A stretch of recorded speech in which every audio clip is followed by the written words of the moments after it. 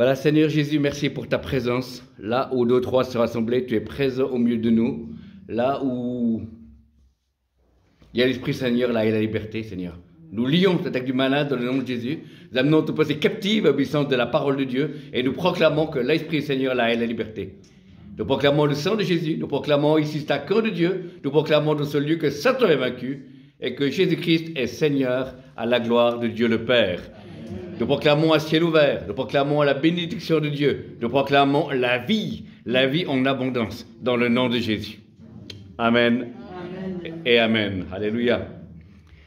Voilà, j'ai le privilège de pouvoir boucler cette année 2021 avec ce dernier message de l'année 2021, après avoir été à différents endroits, prêcher la parole de Dieu. Donc, en quelques mots, je vais me présenter. Je m'appelle Martin Charton, je suis vietnamien d'origine.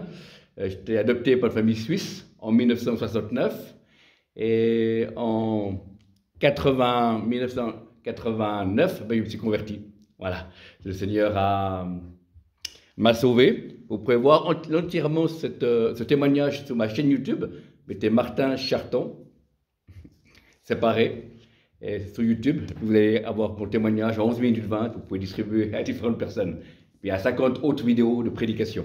Voilà, comme celle-ci, elle est aussi enregistrée là. Vous pouvez l'envoyer à d'autres personnes si vous voulez partager. Cette vidéo vous a parlé. Amen. Donc ça fait depuis 2000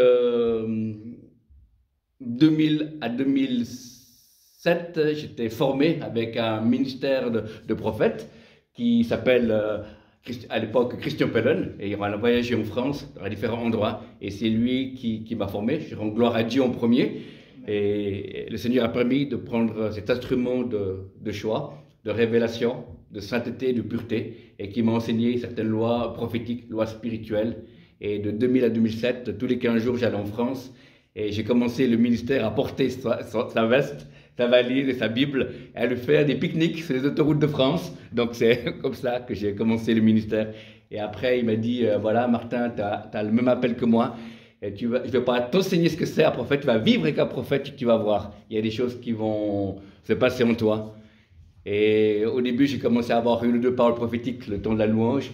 Et puis en 2007, on avait chacun notre colonne et on priait, on prophétisait sur les gens. C'est merveilleux. Dieu est bon. Les dons et les appels de Dieu sont irrévocables. Alléluia. Gloire à Dieu.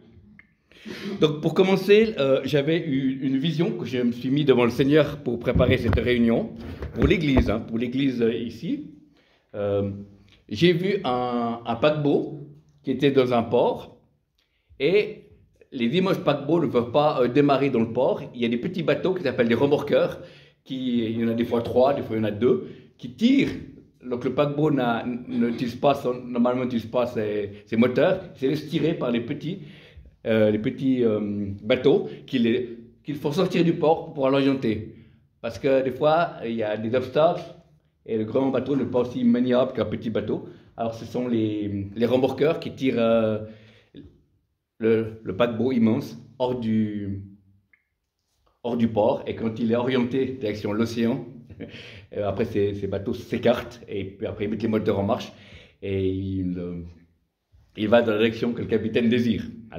Et ben, spirituellement c'est la même chose. Vous voyez que cette église spirituellement est appelée à être un bateau qui soit assez grand, même grand, et qu'actuellement il ne peut pas encore mettre les moteurs, mais il a besoin de ces bateaux plus petits pour le tirer hors de son port d'attache. Et ces bateaux que j'ai demandé, qu'est-ce que c'est ces petits bateaux? C'est l'intercession.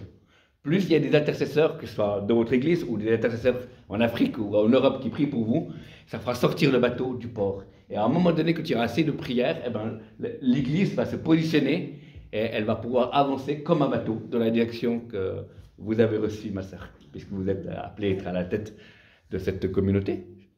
Et voilà, je voyais vraiment que c'est un temps de cette année 2020, fin 2021 et 2022, un temps où ce bateau qui est l'église va prendre son temps pour pouvoir s'orienter. Mais je ne peux pas vous dire combien de temps ça fait pour sortir du port, mais ça dépend tout du nombre d'intercesseurs. S'il y en a beaucoup, ça ira plus vite. S'il y en a moins, ça ira un peu moins vite. Puis s'il y en a très peu, ben, il sortira quand même, parce qu'on n'arrête pas l'œuvre de Dieu. Amen. Gloire à Dieu. Amen. Ni le coronavirus, ni Satan, ni les puissances, ni les hommes, rien ne peut arrêter l'œuvre de Dieu. C'est fantastique. Amen. Et c'est pour ça que ça se fera en son temps. Amen. Et puis pour l'église en Suisse, avec l'église avec un grand E, église en Suisse, pour fin 2021 et 2022, le Seigneur m'a donné une vision. J'ai vu un navire, un paquebot aussi, qui était assez grand. Et c'était le bateau qui avait été aidé le Titanic. Parce que le Titanic, quand il a coulé, il y avait un ou deux bateaux qui étaient assez loin, puis il y en avait un ou deux qui étaient proches. Et je ne sais plus le nom de ce bateau, mais j'avais lu l'histoire. Le capitaine du navire qui était le plus près, il a dit on va aider le Titanic. Et ils ont sauvé beaucoup de monde. Alors il a mis des gens en plus, avec des jumelles devant, sur les quatre coins. Il a mis des gens en plus dans les chaloupes à l'extérieur pour observer. Et il devait passer entre les icebergs, slalomer, pour aller au secours du Titanic. Et je crois qu'ils ont fait beaucoup d'heures. Mais quand ils sont arrivés, grâce à eux, ben, il y a beaucoup de personnes qui ont été sauvées. Mais ce bateau n'était pas immense, donc ils n'ont pas pu sauver tout le monde. Mais voilà. Et je sentais que Dieu m'a montré cette image, cette vision. Et il voyait vraiment chacun qui était à son poste. Voilà. Et l'appel de Dieu pour l'église en Suisse, c'est vraiment que les gens se tiennent prêts. Et c'est comme le Titanic, il n'a pas pu, le bateau qui est venu au secours du Titanic n'a pas pu utiliser ses radars parce que les icebergs étaient trop près. C'est pour ça qu'il a mis des gens en plus pour regarder. Et il devait avancer mètre par mètre. Et ils n'ont pas touché les icebergs. Ils ont été secourir les gens. Puis par la même manière, ils ont après pris les gens à bord. Et ils sont sortis de la même manière. Ils ont gagné la mer et ils ont sauvé beaucoup de monde. Et ben, je voyais que spirituellement, c'était la même chose. On ne peut plus agir d'une manière de dire, bah oui, Dieu est avec moi, je choisis à me diriger cette direction-là, ou je fais ceci, cela de l'église. Non, même si on est responsable, il y avait comme une information que les événements vont conduire. Les événements vont conduire l'église. Il y a des lois sanitaires qui sont là, ça peut changer. Il y a aussi des pressions spirituelles, des tas de choses. Et ben, l'église doit être prête. Voilà. Pas démarrer avec à toute vitesse, parce qu'il peut y avoir des icebergs, il peut y avoir des difficultés. Et c'est vraiment cette attente avancée. Et puis si on reste chacun à notre poste, si on va selon la vitesse du Saint-Esprit, en tant qu'Église de Suisse, eh ben, on va pouvoir sauver du monde. Voilà. Comme le Titanic, on va pas pouvoir sauver tout le monde, mais beaucoup de monde a été sauvé. Voilà. Et c'est une utopie de croire que tous les gens seront sauvés en Suisse. Non, il y aura beaucoup. Amen. Je le crois, je le proclame, mais pas tout le monde. Malheureusement, comme dans chaque pays. Hein. Voilà. Mais nous prions qu'il y ait un maximum soit sauvé. Amen. Voilà, c'était cette pensée prophétique que j'avais vraiment pour l'église de Suisse, qui doit avancer doucement, par la vue, l'événement après événement, aller doucement, et puis que chacun doit être prêt de pouvoir intervenir pour aider son prochain, pour servir dans l'église. Voilà. Donc, le titre de la prédication de cet après-midi que nous allons voir s'intitule Avec ou sans foi, ou avec ou sans la foi. C'est quelque chose qui m'a interpellé. Et je vais vous expliquer. On va développer cela, vous verrez, c'est intéressant. Alors, vous voulez juste que je prenne un autre, voilà, où il y a la Bible, un autre téléphone, parce que sur la tablette, j'ai ma prédication. Voilà. Alors, je vous invite dans Matthieu, l'évangile de Matthieu 28, les versets 18.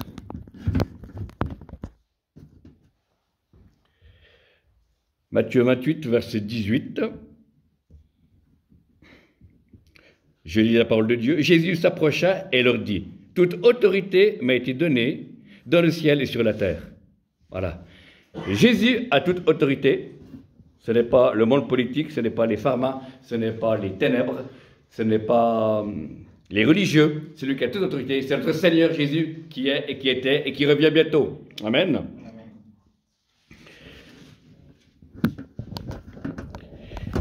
Donc Dieu a toute autorité. Il est monté au ciel, notre Seigneur, il a toute autorité dans le monde spirituel, dans le monde physique. Et je dirais qu'en introduction, il y a des choses mystérieuses. On m'a envoyé un SMS parce qu'on a prié pour quelqu'un qui finalement était malade et cette personne est décédée. Voilà. Alors, c'est une question, on a prié, proclamé la parole et cette personne est morte. Voilà. Et À d'autres moments, il y a des gens qui ont prié et puis des gens ont été guéris. Amen. Et c'est un grand mystère pour cela. Et c'est pour ça qu'on va développer ça cet après-midi. Comprendre que des fois, pour certaines choses, il faut la foi. Et sans la foi, il est impossible de plaire à Dieu. Amen. La parole le dit. Dieu dit, Jésus a dit que tu as été guéri. Cela fait selon ta foi. Amen. Frères et sœurs, des fois, il faut la foi pour recevoir ce que Dieu veut, la bénédiction, recevoir la guérison, recevoir l'onction, recevoir certaines choses. Et puis des fois, on a beau avoir la foi, et ben il n'y a rien qui se passe. Parce que dans les routes de la foi, en Hébreux 11, il est écrit que certains avaient la même foi, mais ils n'ont pas reçu. Alors ça, c'est un mystère, et on ne va pas le percer, mais on va expliquer que certaines situations ont été... dans nos vies et dans la vie de l'Église, de la société, il y a des situations où Dieu n'a pas agi. Voilà, on prend un exemple concret. Depuis qu'il y a le coronavirus, il y a eu des chaînes de prière. Seigneur, tu enlèves le coronavirus, et puis le coronavirus est là. Et pourtant, il y a des milliers d'intercesseurs africains, asiatiques, sud-américains qui sont des... Voilà. Et puis Dieu aurait pu, mais il ne l'a pas fait. Voilà. Donc c'est un mystère. C'est pour ça, Dieu est un mystérieux, et c'est pour ça que je l'aime, parce qu'on ne peut pas tout comprendre. Amen. Sauf près disséquer Dieu, ce ne serait pas Dieu. Et Dieu, il reste Dieu, et nous, on est des créatures. Sauvés, amen, mais limités. C'est pour ça qu'on doit se confier en lui. Heureux l'homme qui se confie à l'Éternel. Heureux est le peuple, donc il connaîtra son Dieu. Amen. Connaître, c'est pas seulement des versets. Connaître, c'est ça, sa nature, son amour, ses bénédictions, en même temps, sa main et son cœur. Alors, le premier point qu'on va voir, c'est Dieu agit ou Dieu n'agit pas. On va être conduit directement dans le livre des Actes. J'étais heureux de voir notre frère qui a introduit avec un bout de texte de livre des Actes. Et là, on va aller en Acte 12. Acte 12, chapitre 12, versets 1 à 4. Normalement, c'est le... Voilà. En ce temps-là, le roi Hérode mit la main sur quelques membres de l'Église pour les maltraiter. Il supprima même par l'épée Jacques, donc l'apôtre Jacques était tué, frère de Jean. Voyant que cela plaisait aux Juifs, il décida de s'emparer aussi de Pierre. C'était pendant les jours des pains sans levain.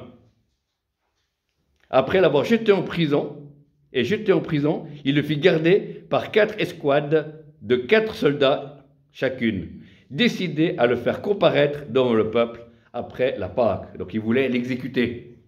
Et là, il y a un mystère, c'est que Dieu a laissé mourir Jacques et il a intervenu d'une manière surnaturelle avec un ange pour l'apôtre Pierre, qui, pour ceux qui connaissent le texte ou ceux qui veulent le redécouvrir ou le relire, l'ange est venu le libérer en pleine nuit. Alléluia. Et Dieu fait ce qu'il veut. Et je crois qu'il y a une méconnaissance de la part de nous en tant qu'Église européenne. Je ne connais pas l'Afrique, je n'ai encore jamais été, mais en tout cas en Europe, c'est comme si on pouvait obliger Dieu d'agir, vous comprenez? Comme si on pouvait commander Dieu. Et je crois qu'on ne peut pas commander Dieu. Mais on peut commander si on reçoit des ordres de Dieu. Amen. Commandez au nom de Jésus, soyez guéris. Et si je le dis comme ça, maintenant, sans ordre de Dieu, ben ça reste des paroles humaines et il n'y a rien qui se passe. Mais si Dieu me dit, intérieurement, dans mon oreille interne, dit au nom de Jésus que tout le monde dit se guérit, ben c'est lui qui le dit, ça se passe. Amen. Ce n'est pas dans les mots, c'est dans l'onction. C'est la présence qui fait la différence.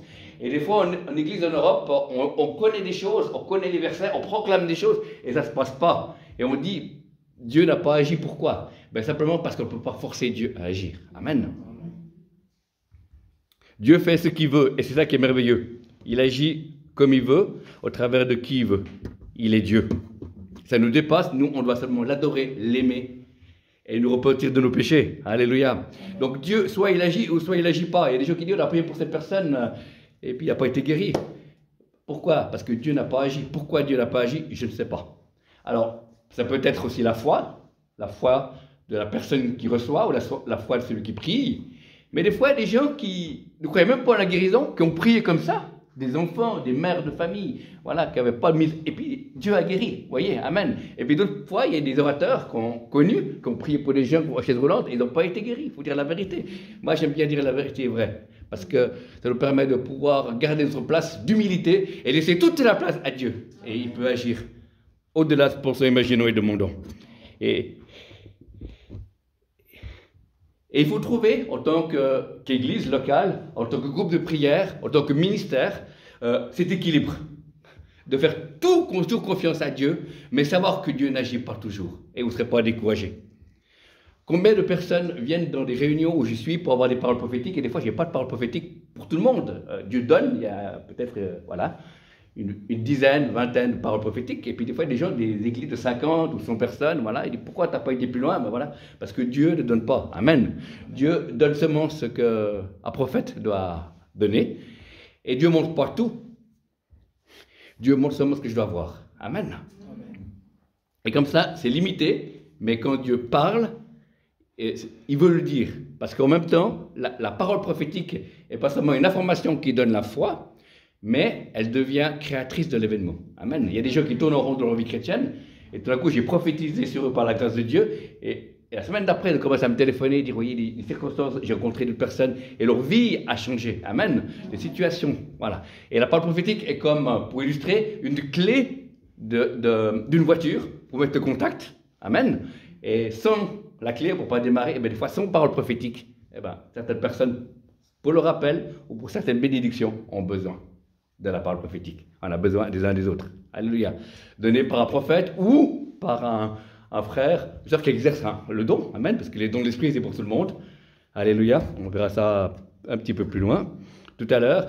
Mais Dieu agit ou Dieu agit pas. Alors on m'a raconté cette histoire qu'un pasteur a prié pour une femme qui avait 30 ans, elle avait 2 enfants, elle a un cancer, ils ont prié plusieurs fois, toute l'église a prié, la personne, elle est décédée. C'est un mystère, elle a 3 enfants ou 2 enfants, voilà. Et ils ont prié pour la même église, pour un aîné qui avait 80 ans, et cette personne était guérie. Alors c'était un grand mystère pour l'église, comment Dieu a repris une maman qui avait 3 enfants et laissé une personne qui est déjà sauvée, qui avait passé 80 ans. Voilà. Je ne sais pas, mais c'est une situation qui est vraie. Mais je continuerai à prier pour les malades, je continuerai à proclamer la guérison pour voir, parce que c'est possible. Amen. Parce que Dieu veut encore guérir aujourd'hui, malgré tout. Alléluia.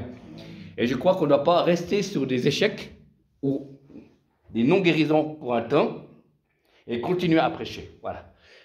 Je continue à prêcher, je ne vois pas beaucoup de guérisons, mais de temps en temps, il y a 2-3 guérisons par-ci, par-là, et je suis déjà heureux de voir cela. Ça fait toujours 2-3 personnes de moi qui souffrent. Alléluia. Et Dieu est celui qui pardonne toutes les iniquités et qui guérit de toutes les maladies. Il peut guérir toutes les maladies. Amen. Même au travers de la technique.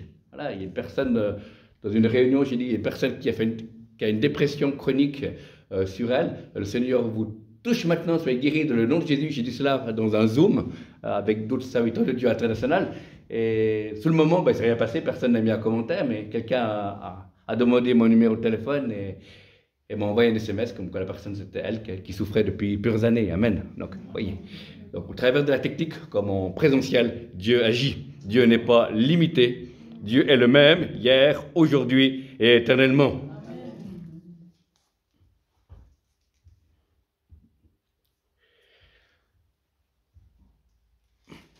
Avant tout, Dieu veut qu'on l'aime. Amen. Qu'on le connaisse. C'est pour ça qu'il va venir nous rendre visite. C'est dans nos cultes personnels. C'est pour ça qu'il va venir nous rafraîchir. C'est pour ça qu'il va nous donner des fois des versets, des fois des paroles prophétiques. Parce que Dieu nous aime. Et le but, c'est de le connaître lui. L'apôtre Paul qui avait fait des multiples miracles, qui avait implanté plusieurs églises, il dira à la fin de sa vie dans une de ses épîtres, moi je cours en avant, l'important c'est de le connaître. Lui, il avait pourtant vécu des tas de choses dans l'esprit, il a même été élevé au 3e ciel, il a vu des choses ineffables qu'aucun homme ne peut parler, mais il a remercié Dieu pour tout cela, mais lui, il n'avait qu'une idée, c'est connaître Jésus-Christ, connaître notre Seigneur et notre Sauveur. Amen. Et c'est ça le but. Et puis pour tous les intercesseurs,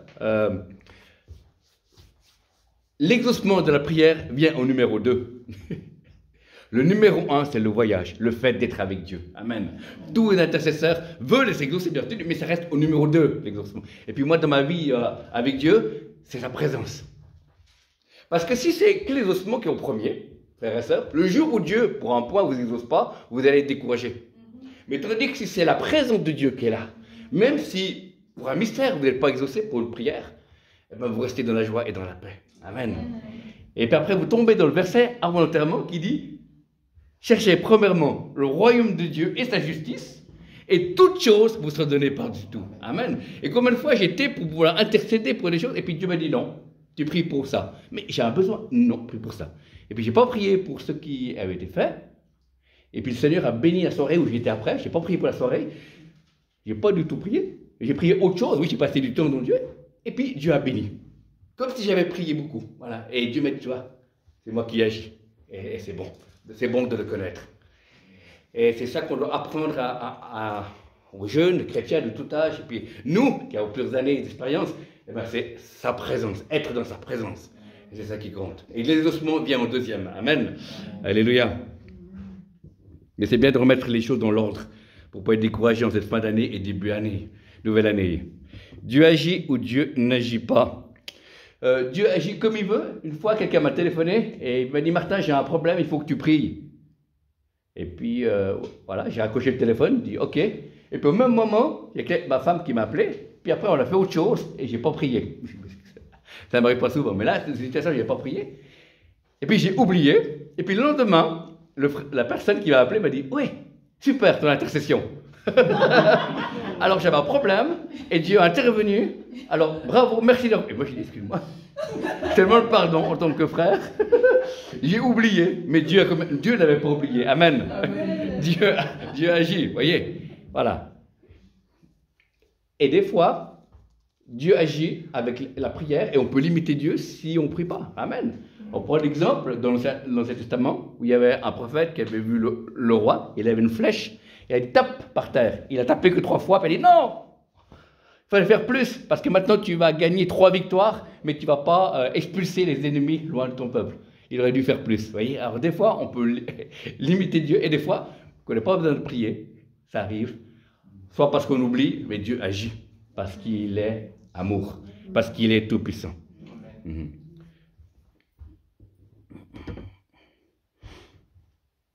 Aujourd'hui, la situation sanitaire en Suisse, ça devient assez compliqué, tout ça. Et le Seigneur m'a dit que c'est pour secouer l'Église en Suisse. Pour que les gens puissent apprendre à dépendre pas du pasteur, mais dépendre de Dieu. Qu'ils puissent apprendre que c'est ma présence qui est plus importante, pas mes bénédictions. Parce qu'en Suisse, je m'excuse, ça fait plus de 20 ans que je suis chrétien, à 25 ans, on m'a prêché un évangile qui n'est pas faux, mais qui est complet. Que Dieu bénit, que Dieu aide, et c'est juste. Mais on ne nous a jamais dit qu'on n'a jamais préparé à la persécution, à la difficulté et aux problèmes qu'on a actuellement. Il y a des problèmes et qu'on n'a pas été préparé. Déjà, les gens vaccinés et non vaccinés, des fois, les familles sont divisées parce que les parents ne sont pas vaccinés comme ça. On ne peut plus aller à l'église ensemble. Il y a des tas de choses qui sont embêtantes, qui sont limitantes. Mais Dieu m'a dit, c'est pour que mon peuple, individuellement, puisse se reconnecter. Non pas à Internet, mais se reconnecter à l'Esprit de Dieu, se reconnecter au Seigneur Jésus. Et puis j'ai vu que beaucoup de chrétiens, soit ils sont plus proches de Dieu, et d'autres sont plus loin de Dieu. Et même, certains ont abandonné la foi, ils ont repris dans les choses du monde. Amen. Mais Dieu peut encore les ramener, parce que c'est du grâce, on ne va pas les juger. Amen. Voilà. Mais on a beaucoup de frères et sœurs, quelles que soient les familles d'église, avec qui je téléphone, puis qui sont au feu. Amen. Qui aiment Jésus. Et puis d'autres serviteurs de Dieu, certains sont découragés, et d'autres sont pleins de feu, pleins de zèle pour l'éternel, et continuent à servir Dieu. Amen. Ce n'est pas les circonstances qui vont nous empêcher d'adorer, ou d'aimer Dieu, ou de servir. C'est de continuer à persévérer jusqu'à la fin. Amen. Parce qu'il est écrit que celui qui persévérera jusqu'à la fin sera sauvé. Alléluia. Amen.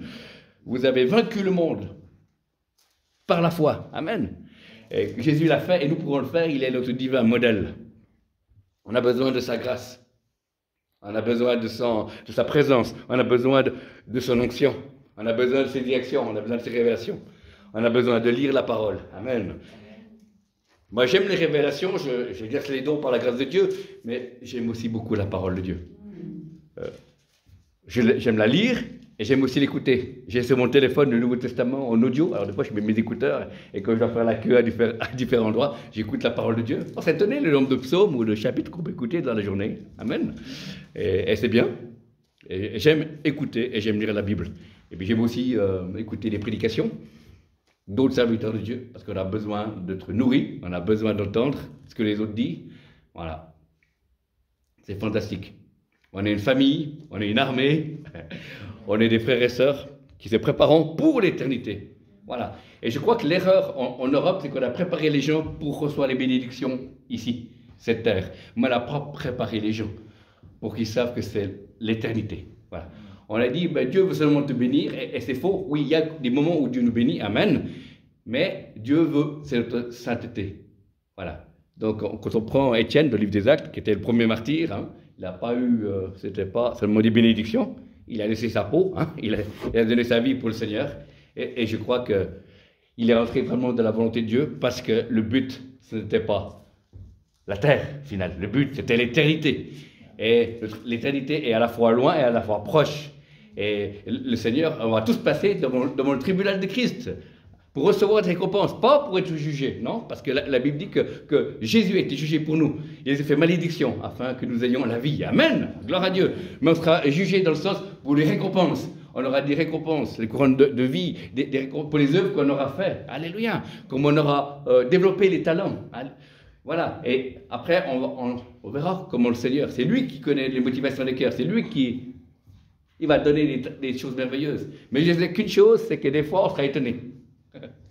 On peut très bien avoir vu quelqu'un sur un lit d'hôpital chrétien malade pendant des années et qui aura intercédé jour et nuit pour Dieu, avoir une plus grande récompense qu'un évangéliste qui a été devant des foules. Amen. Mais Dieu a besoin des deux. Dieu est bon. Dieu, il est juste. On ne sera pas jugé par les tribunaux humains, on sera jugé par celui qui a toute autorité, celui qui juge les vivants et les morts, celui qui revient bientôt, c'est notre Seigneur Jésus-Christ, le seul et l'unique. Amen. Amen. Donc Dieu, il agit ou il n'agit pas. Dieu agit avec ou sans nos prières. Dieu agit directement ou après. Vous voyez, prenez un exemple du livre de Daniel. Les amis de Daniel, quand ils vont être jetés dans le fourneau, dans la fournaise ardente, il a fait encore chauffer cette fois plus. Ils disent, c'est une phrase intéressante. Là, ils n'ont pas eu de réma. Ils disent, nous savons que Dieu, notre Dieu, est capable de nous délivrer. Mais s'il ne le fait pas, nous ou moi, on ne servira pas des dieux. Voilà. Donc, les amis de Daniel ont été avec un cœur intègre et ils s'attendaient que Dieu puisse agir, parce qu'il est tout-puissant, mais ils s'attendaient aussi que Dieu n'agisse pas. Ils étaient prêts à mourir pour. Voilà. Ils ont dit, sache que si notre Dieu ne nous délivre pas, nous, on ne servira pas tes idoles. Et je crois que nous, en tant qu'Église, nous devons avoir ce même état d'esprit, aller jusqu'au bout, rejeter le péché, rejeter les choses du monde, aimer notre prochain, vivre dans le pardon, vivre dans l'intercession, de la sainteté, pour pouvoir être utilisé par Dieu. Amen. Beaucoup de gens vont être utilisés dans la guérison et dans les dons, et c'est juste, mais il faut être utilisable. Dieu m'a nettoyé. Je ne suis pas rentré comme j'ai été depuis ma conversion. J'ai eu passé par des temps de relations d'aide. Il y a eu des choses, des blessures qui sont passées. On a chassé tous les démons existants et inexistants que j'avais. Amen. Voilà, gloire à Dieu. Et puis, même au Coran, cette semaine, voilà, on va de gloire en gloire. Dieu dévoile pas d'un coup, mais Dieu dévoile ce qu'on doit être enlevé. Donc on n'a pas rentré dans l'état d'esprit de certains chrétiens suisses ou européens qui disent, je suis un pauvre pécheur et je ne peux rien faire. Non, pas du tout, non. On est des fils et des filles de roi. Amen. Les choses anciennes sont passées, toutes choses est une nouvelle. On est des créatures. Amen, de Dieu, amen. Mais par contre, à d'autres moments, il y a des temps de repentance, il y a des temps où moi je m'arrête et je dis, voilà, je suis mis en colère aujourd'hui. Là, je n'ai pas été sympa avec un collègue de travail, et je demande pardon à Dieu. Mais je ne suis pas sans arrêt en train de dire pauvre pécheur. Non, le reste du temps, je loue Dieu. Le reste du temps, je prie, j'intercède, je lis ma Bible, j'aime les gens, je pardonne. Et je vis une vie qui est pour essayer de garder un ciel ouvert, une présence de Dieu. Voilà. Et puis, à des moments, si Dieu me conduit, tu étais sévère avec ton fils ou avec ta femme, demande pardon à Dieu, moi, je le fais. Amen. Voilà. Parce que sinon, il y a trop des chrétiens qui sont trop dans le passé, puis ils ne vivent pas le présent. Et puis il y a des chrétiens qui sont trop dans le futur, ils veulent avancer, et puis ils ne règlent pas le présent. Amen.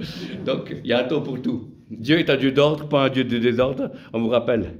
Mais c'est lui qui a toute la puissance. Amen. On ne doit pas rechercher la puissance, on doit rechercher celui qui peut tout, notre Seigneur Jésus, qui a toute autorité sur la terre et dans les cieux. Ensuite, après Dieu agit ou n'agit pas, on va voir Dieu désire donner. Amen. Ça c'est le cœur de Dieu.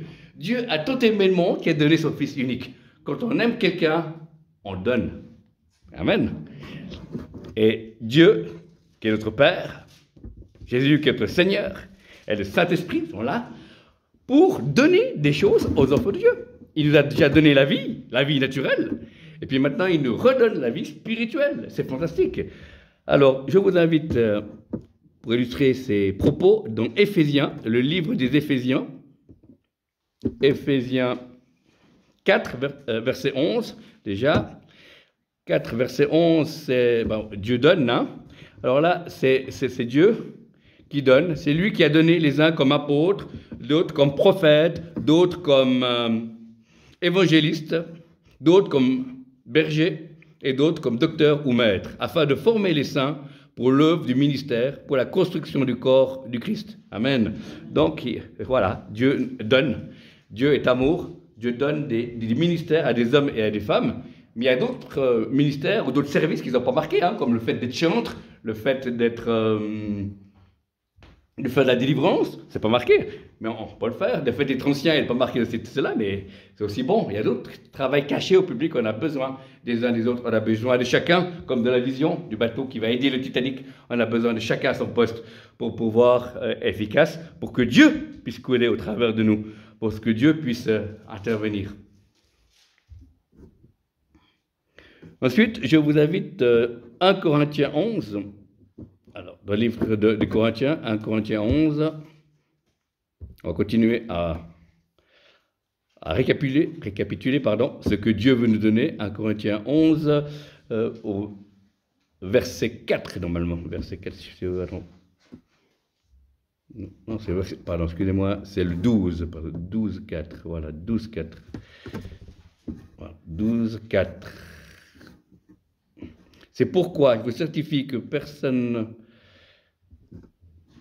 parlant par l'Esprit de Dieu, dit que Jésus est anathème et toute personne qui dit Jésus est Seigneur, c'est par l'Esprit Saint. Et verset 4, or il y a diversité de dons de la grâce, mais c'est le même Esprit. Vous voyez, Dieu donne les dons. Les ministères sont donnés par Jésus. Jésus a donné les uns comme apôtres, et là, les dons du Saint-Esprit appartiennent au Saint-Esprit. Donc, c'est le Saint-Esprit qui donne ces dons comme il veut à chacun d'entre nous. Les ministères d'apôtres et prophètes, ce n'est pas pour tout le monde, mais par contre, les dons du Saint-Esprit, c'est pour chacun, même pour les enfants, pour les personnes aînées et pour les adultes. On peut tous exercer les dons de l'Esprit dans l'Église, dans le groupe de prière, parce que Dieu fait exception de personne. Vous avez le Saint-Esprit, j'ai le Saint-Esprit, on est cette nouvelle alliance, on est un peuple de sacrificateurs à la gloire de Dieu le Père. Amen. Et chacun peut exercer, peut s'entraîner à recevoir des paroles prophétiques, exercer les dons. Amen. Par contre, les ministères, c'est quelque chose de particulier, où il y a une formation qui dure plusieurs années, et que ces personnes-là sont des gens qui ont reçu quelque chose de particulier pour le corps de Christ, et qui ont passé par des moments difficiles, et que le Seigneur a relevé et restauré, pour être des flèches de délivrance dans l'Église de Jésus-Christ. Voilà, et là nous voyons les dons de l'Esprit qui sont donnés pour chacun et chacune. Hein. C'est pas seulement parler des langues, mais il faut que tous les dons de l'Esprit puissent être exercés.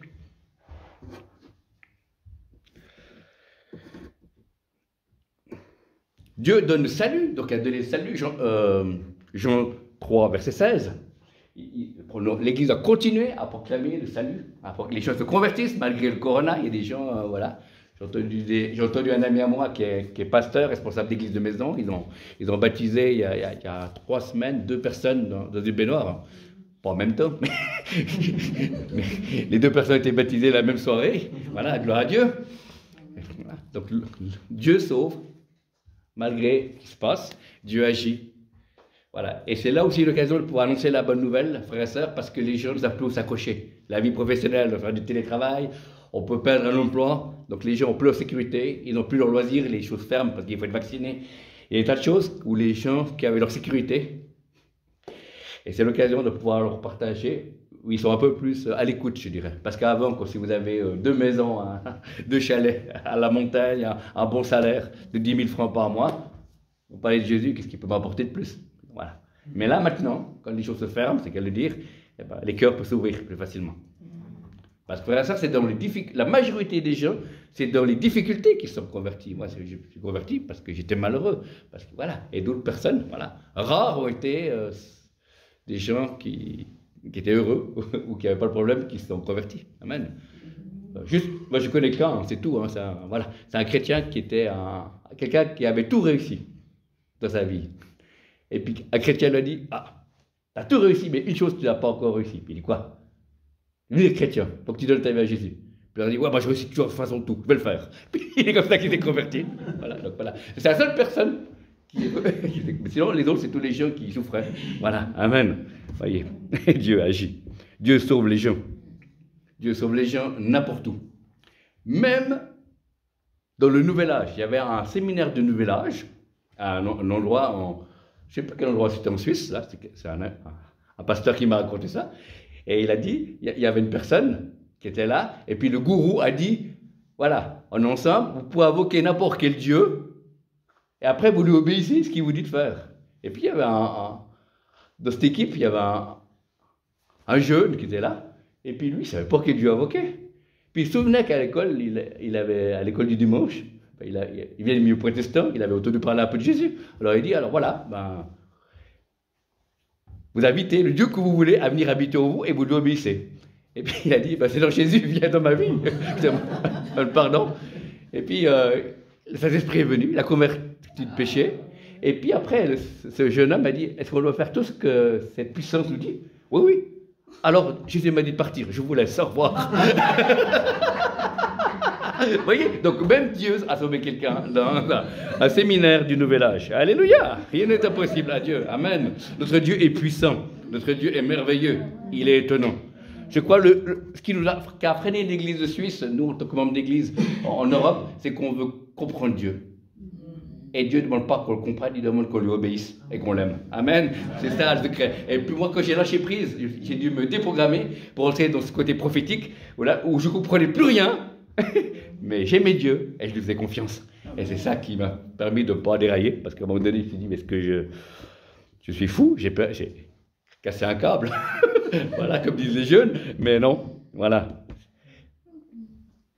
Pour savoir si on a cassé un câble, une chose est claire, il faut que les révélations qu'on reçoit correspondent à la parole de Dieu. Il faut que nous, on continue à aimer les gens, à aimer l'Église et à aimer nos croyants.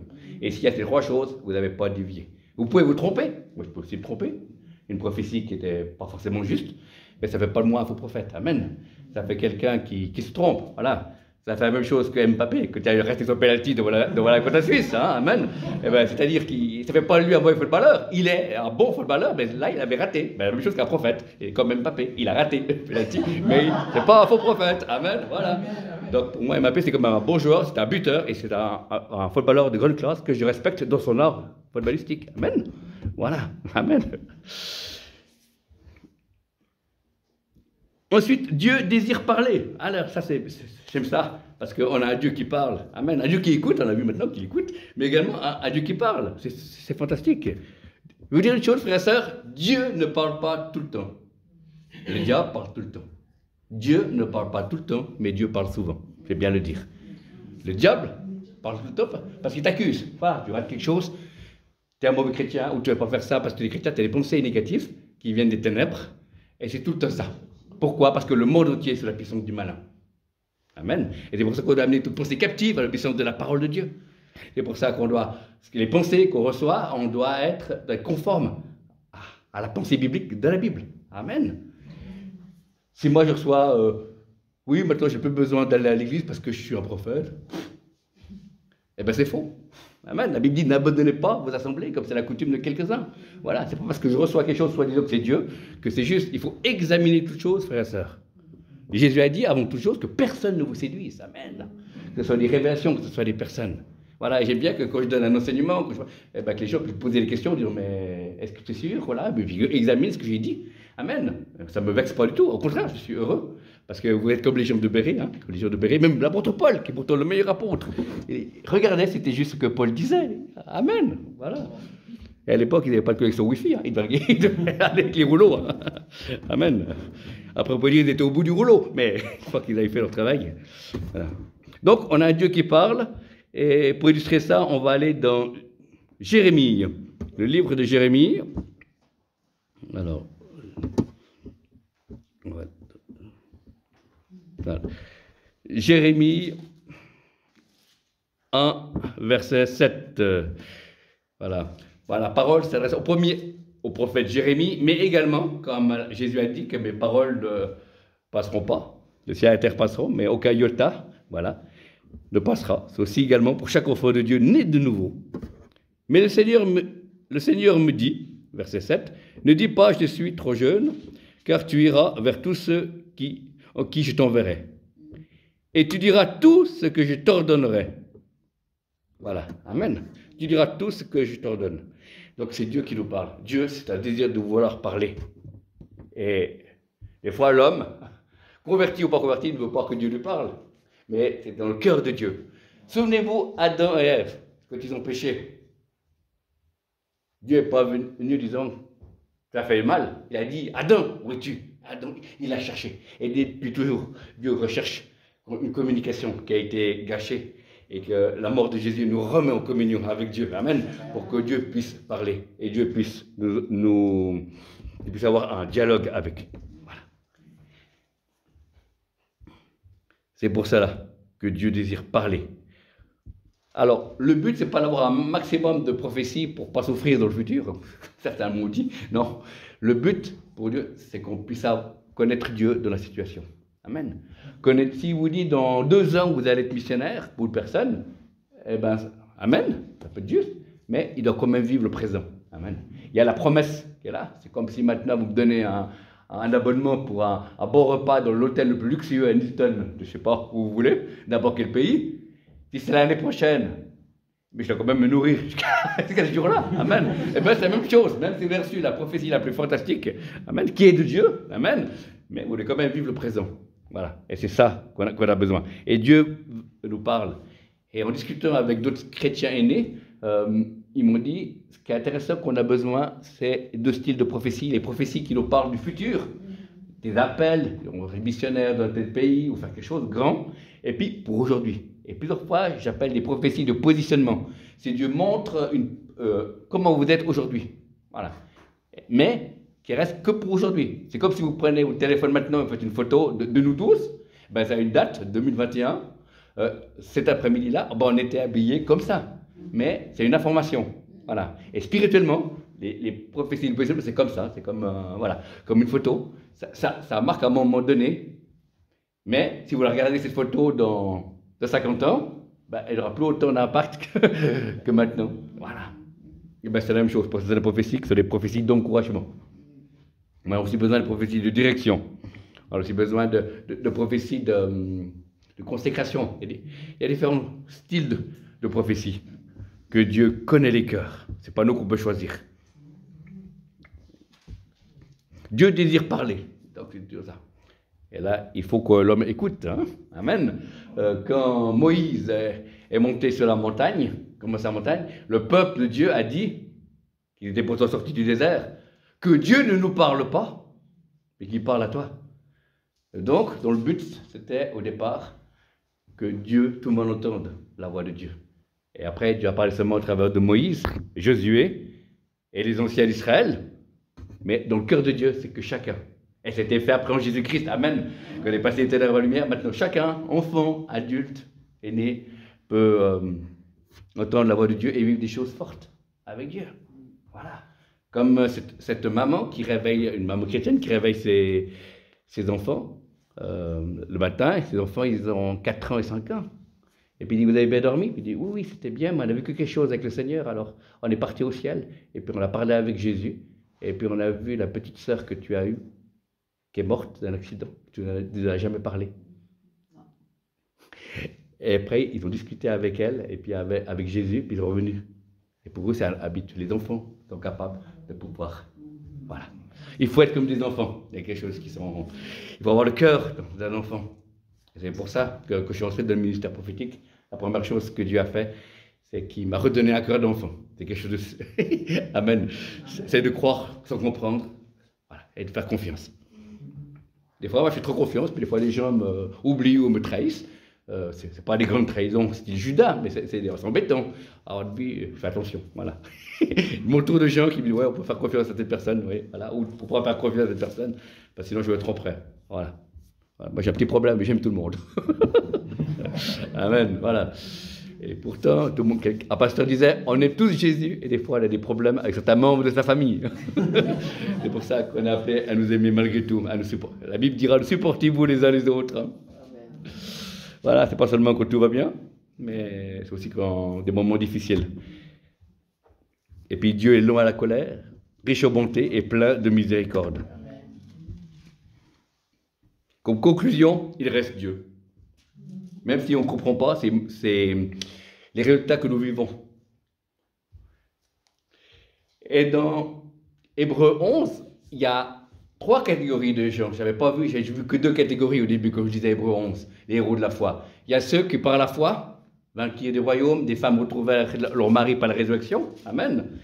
Et il y a ceux qui ont voulu être sauvés et qui n'ont pas été sauvés, parce que Dieu a, voilà. Et puis la troisième, alors ça c'est le plus mystérieux, la troisième, c'est ceux qui auraient pu être sauvés. Donc c'est-à-dire si quelqu'un me tire dessus, Dieu était prêt à l'envoyer un ange, et ils disent n'ont pas voulu la délivrance, parce que afin d'avoir une meilleure résurrection. Oh, amen, m'excuse, mais voilà. Il y a cette troisième catégorie que depuis de nombreuses années je n'avais pas vue, pourtant je lisais ce texte, et celle-là, c'est la plus mystérieuse. Voilà, certains qui auraient pu être sauvés, mais qui n'ont pas demandé l'aide de Dieu pour avoir une meilleure résurrection. Voilà, donc vous voyez que le but de Dieu, c'est l'éternité.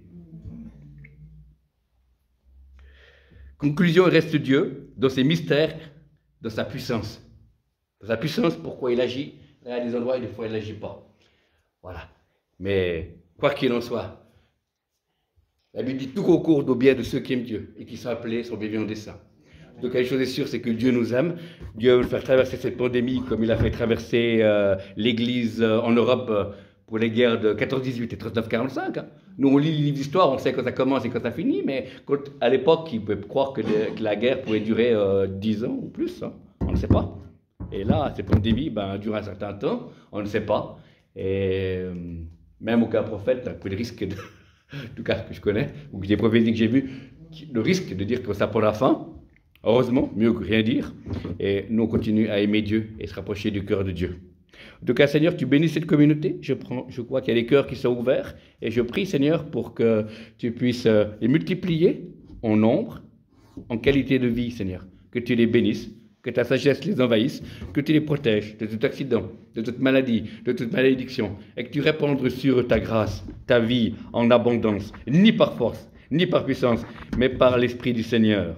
Alors Seigneur, je vais te prier pour ceux qui sont posés des questions, qui sont bloqués, parce que Dieu n'a pas agi, mais ils ont vécu des témoignages similaires où Dieu avait agi. Et je prie que Seigneur, tu puisses leur donner la consolation et la paix, et qu'ils puissent continuer à marcher avec toi dans le nom de Jésus. Recevez le shalom de Dieu, dans le nom de Jésus.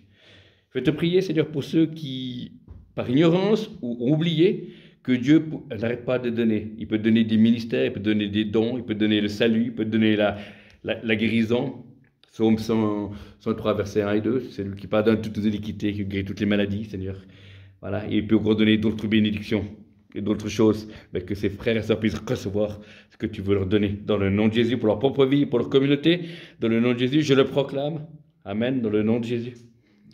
Et Seigneur, je prie aussi pour le fait que tu veux leur parler, et que tu veux leur parler en tant qu'Église, en tant que personne individuelle. Je prie qu'ils puissent entendre ta voix dans le nom de Jésus. Pour ceux qui sont découragés parce qu'ils n'avaient pas entendu Dieu parler, je brise le découragement, Seigneur. Proclamons que c'est toi qui changes les temps et les moments dans le nom de Jésus, Seigneur.